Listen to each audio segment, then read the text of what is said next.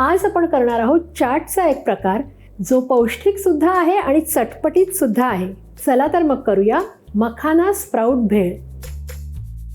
आपण पॅन तापत ठेवला होता, त्याच्यात 1 टेबलस्पून एवढं बटर घातलेलं आहे, 1 टीस्पून एवढं तेल घालायचं आहे, चवीप्रमाणे मीठ घालायचं आहे, 1 टीस्पून लाल मिरची पावडर, 1 टीस्पून जीरा पावडर, 1 टीस्पून चाट मसाला, पाव चमचा हळद घालायची आहे। आता हे सगळं छान सगळे मसाले बटरमध्ये आपण मिक्स करून घ्यायचे आहेत। गॅस अगदी बारीक ठेवलेला आहे। हे 2.5 कप मखाने आहेत, ते आपण आता यात घालून घेऊया। आता मीडियम गॅसवर हे छान आपल्याला परतून घ्यायचे आहेत। खूप क्रिस्पी होतात हे मखाने। आपले मखाने छान अगदी भाजून झालेले आहेत, खूप क्रिस्पी झालेले आहेत, बघू शकता तुम्ही। आता आपण हे काढून घेऊया।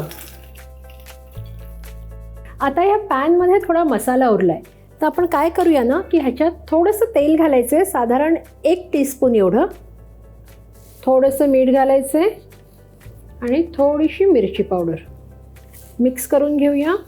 हे अगोदरचेही जे मसाले आहेत ते सगळे ह्याच्यात मिक्स करून घ्यायचे। इथे 2 टेबलस्पून एवढे शेंगदाणे घेतलेले आहेत। हे ऑलरेडी रोस्ट केलेले शेंगदाणे आहेत, ते आपण ह्याच्यात परतून घेणार आहोत।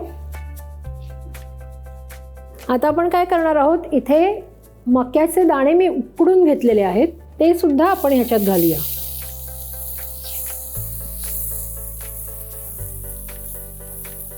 आता हे भाजलेले शेंगदाणे आणि कॉर्न आपण मखाण्यात घालून घेऊया।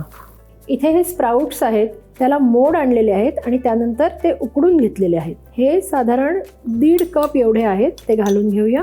त्यानंतर एक मोठा कांदा बारीक चिरलेला, त्यानंतर 3 ते 4 टेबलस्पून बारीक चिरलेली कैरी, एक मीडियम टोमॅटो बारीक चिरून, एक मोठा बटाटा उकडून घेतलेला आहे, तो बारीक चिरून घेतलेला आहे, तो घालून घेऊया। आता हे सगळं आपल्याला छान मिक्स करून घ्यायचं आहे।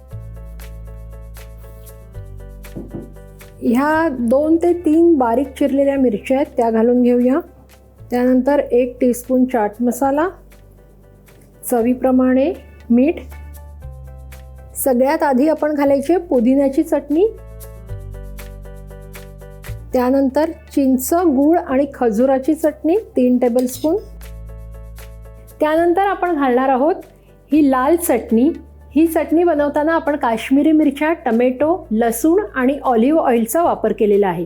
ह्या चटणीची रेसिपी मी खाली डिस्क्रिप्शन बॉक्समध्ये दिलेली आहे। आपण शेवपाव ही रेसिपी बनवली होती, त्यात ही चटणी कशी बनवली आहे ते दाखवलं आहे। तर ही चटणी आता आपण घालून घेऊया। आपल्याला ज्या प्रमाणात तिखट आवडत असेल त्या प्रमाणात ही चटणी घालायची। मी 2 टेबलस्पून एवढी चटणी घातलेली आहे। थोडीशी कोथिंबीर घालायची आणि आता हे सगळं आपल्याला छान मिक्स करायचं आहे। अशा प्रकारे आपली ही मखाण्याची भेळ तयार आहे। आता ह्याचं प्लेटिंग करण्यासाठी आपल्याला दही तयार करायचं आहे, ते आता पाहूया कसं तयार करायचं ते। इथे 1 कप एवढं दही घेतलेलं आहे, त्याच्यात पाव टीस्पून मिरची पावडर घालायची आहे, 1 टीस्पून पिठी साखर, पाव चमचा जिरं पावडर आणि चवीप्रमाणे मीठ। हे सगळं छान मिक्स करून घ्यायचे। आपलं दही रेडी आहे। आता आपण प्लेटिंग करून घेऊया। आपण तयार केलेलं दही घालून घेऊया, पुदिन्याची चटणी, कोथिंबीर आणि सगळ्यात शेवटी शेव घालायची आहे। अशा प्रकारे आपली मखाना भेळ तयार आहे। नक्की करून बघा, लहान मुलांप्रमाणे मोठ्यांनाही आवडेल याची मला खात्री आहे। तर अशा छान छान रेसिपीजसाठी पाहत रहा रुचकर मेजवानी आणि सबस्क्राईब करायला विसरू नका।